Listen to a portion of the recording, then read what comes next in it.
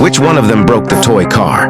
I'm going to break the toys of whoever did this to my car! It wasn't me, bro. He was the one driving your car all day. You love blaming others. Mom saw you playing with dolls using his car. Can you identify which one of them broke the toy car? It's not a tough challenge. If you're smart, you can find the answer in 15 seconds. Ready? I'm starting the timer now. Comment your answer.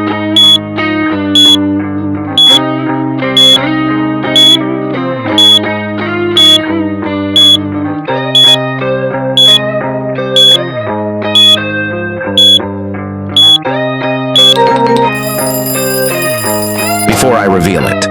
If you love your mom, don't forget to like and subscribe to the channel to become happy.